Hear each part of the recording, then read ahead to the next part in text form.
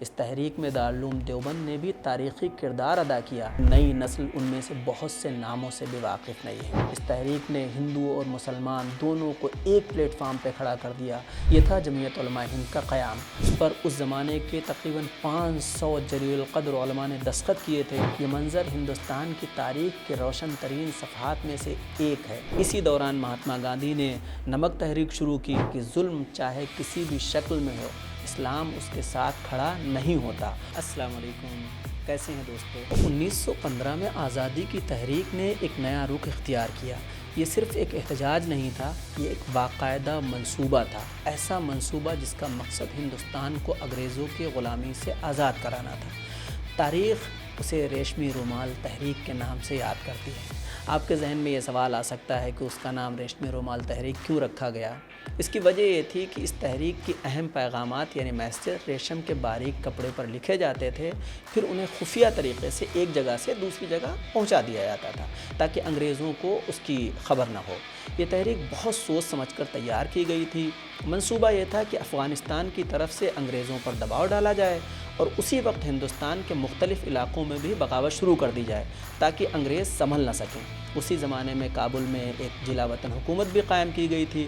اس حکومت کے صدر راجہ مہندر پرتاپ تھے۔ حضرت مولانا برکت اللہ صاحب کو وزیر اعظم بنایا گیا تھا اور حضرت مولانا عبید اللہ سندھی رحمہ اللہ وزیر داخلہ تھے۔ اس کے علاوہ حضرت مولانا بشیر صاحب وزیر دفاع تھے۔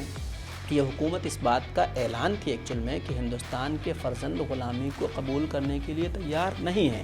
کابل ہی میں ایک رضاکار فوج بھی بنائی گئی تھی جسے خدائی فوج کہا جاتا تھا۔ حضرت مولانا سیف الرحمن، حضرت مولانا منصور انصاری اور دوسرے بہت سارے علماء اس میں شامل بھی تھے، لیکن اس پوری تحریک کی اصل روح اور اس کا سب سے بڑا سہارا حضرت شیخ الہند مولانا محمود حسن دیوبندی تھے۔ انہوں نے اس تحریک کی منصوبہ بندی میں مرکزی کردار ادا کیا۔ وہ مسلسل اس کوشش میں لگے رہے کہ کسی طرح ہندوستان کو آزادی مل جائے، لیکن اللہ تعالیٰ کو کچھ اور ہی منظور تھا۔ یہ خفیہ منصوبہ انگریزوں کے سامنے آ گیا، تحریک بے نقاب ہو گئی۔ اس کے بعد انگریزوں نے سخت کارروائی شروع کر دی۔ حضرت شیخ الہند رحمہ اللہ اس وقت حجاز میں تھے، وہیں انہیں گرفتار کر لیا گیا، پھر انہیں مالٹا کے جزیرے میں بھیج دیا گیا جہاں وہ تقریباً 5 سال تک قید میں رہے۔ سوچئے، ایک ایسا بزرگ جس کی پوری زندگی علم دین کی خدمت میں گزری، جس نے ہزاروں شاگرد تیار کیے، اسی بزرگ کو صرف اس لیے قید کر دیا گیا کہ وہ اپنے وطن کو آزاد دیکھنا چاہتا تھا، لیکن نہ قید ان کے حوصلوں کو توڑ سکی اور نہ ظلم ان کے ارادے کو بدل سکا۔ ان کی زندگی اس بات کی گواہ ہے کہ ایک سچا عالم صرف درسگاہ میں نہیں، ضرورت پڑنے پر قوم کی آزادی کے لیے بھی سب سے آگے کھڑا ہوتا ہے۔ دوستو، ریشمی رومال تحریک اگرچہ اپنے مقصد میں کامیاب نہ ہو سکی، لیکن اس نے ایک حقیقت دنیا کے سامنے رکھ دی، وہ یہ کہ ہندوستان کے علماء صرف تقریریں نہیں کر رہے تھے، وہ آزادی کے لیے باقاعدہ منصوبے بنا رہے تھے، وہ اپنی جان کو بھی خطرے میں ڈال رہے تھے اور ہر قربانی دینے کے لیے تیار تھے۔ اس تحریک میں دارالعلوم دیوبند نے بھی تاریخی کردار ادا کیا۔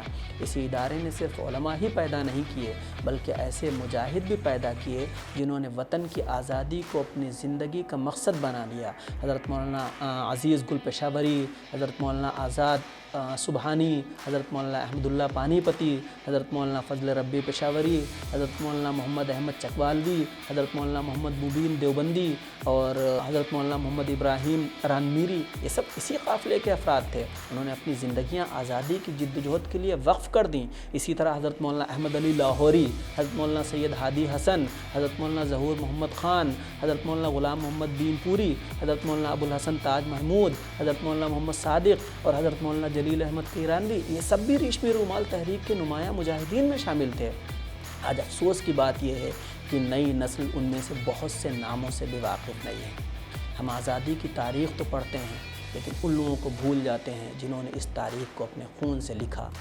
اس کے بعد آزادی کی جدوجہد میں ایک اور بڑی تحریک سامنے آئی، یہ تھی تحریک خلافت۔ یہ صرف مسلمانوں کی تحریک نہیں تھی، اس تحریک نے پورے ہندوستان میں آزادی کی ایک نئی لہر پیدا کر دی۔ شمال سے جنوب تک، مشرق سے مغرب تک لوگ انگریزوں کے خلاف ایک آواز بن گئے۔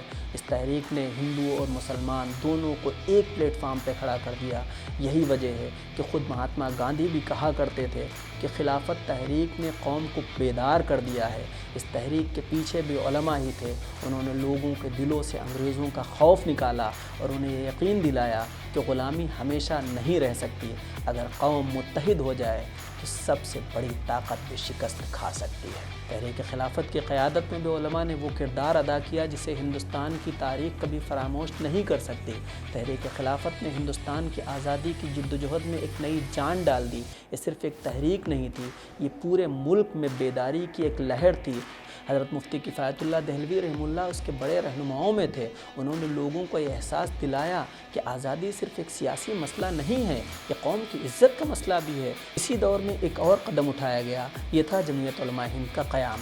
آج یہ نام ہر شخص جانتا ہے، لیکن شاید بہت کم لوگ جانتے ہیں کہ یہ ادارہ کیوں قائم کیا گیا تھا۔ اس کا مقصد صرف ایک دینی تنظیم بنانا نہیں تھا، اس کا مقصد یہ تھا کہ مسلمان آزادی کی اس جدوجہد میں ہمیشہ سرگرم رہیں، وطن کی خدمت کو اپنا فرض سمجھیں اور ہر قربانی کے لیے تیار رہیں۔ اس کے اولین محرک حضرت مولانا ابو المحاسن محمد سجاد تھے۔ وہ حضرت شیخ الہند اور مولانا محمود حسن کے قریبی ساتھی تھے۔ حضرت مولانا ابوالکلام آزاد بھی اہم معاملات میں ان سے مشورہ کیا کرتے تھے۔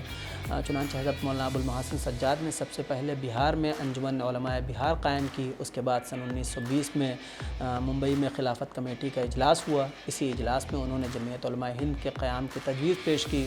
یہ تجویز منظور ہو گئی۔ اسی سال حضرت مولانا ابو المحاسن سجاد نے ایک اہم فتویٰ بھی تیار کیا جسے ترک موالات کا فتویٰ کہا جاتا ہے۔ اسی فتوے میں انگریز حکومت سے ہر طرح کا تعاون ختم کرنے کی اپیل کی گئی۔ یہ فتویٰ کسی ایک مدرسے یا ایک مکتبہ فکر کا نہیں تھا، اس پر اس زمانے کے تقریباً 500 جلیل القدر علماء نے دستخط کیے تھے۔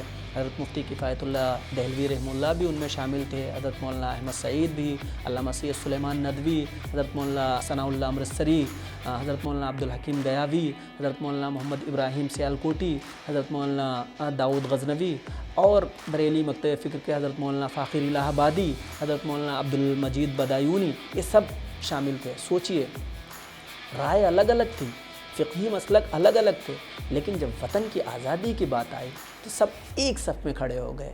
یہ منظر ہندوستان کی تاریخ کے روشن ترین صفحات میں سے ایک ہے۔ علماء نے یہ ثابت کر دیا کہ جب وطن پر مشکل وقت آئے تو اختلافات پیچھے رہ جاتے ہیں اور وطن سب سے آگے آ جاتا ہے۔ ترک موالات کی تحریک پورے ملک میں پھیل رہی تھی۔ لوگ انگریز حکومت سے اپنا تعلق توڑ رہے تھے، انگریزی مال کا بائیکاٹ کیا جا رہا تھا اور آزادی کا جذبہ ہر روز مضبوط ہوتا جا رہا تھا۔ اسی دوران مہاتما گاندھی نے نمک تحریک شروع کی۔ انہوں نے لوگوں سے کہا کہ انگریزوں کے قانون کو نہ مانو، اپنا نمک خود بناؤ، اپنا کھدر خود پہنو۔ بظاہر یہ ایک سادہ سی بات تھی، لیکن اس کے پیچھے غلامی کو چیلنج کرنے کا جذبہ تھا۔ اس تحریک میں بھی علماء نے اپنا بہت اہم کردار ادا کیا۔ سن 1931 میں لاہور کے ایک بڑے اجتماع میں حضرت علامہ انور شاہ کشمیری نے اس مسئلے پر گفتگو کی۔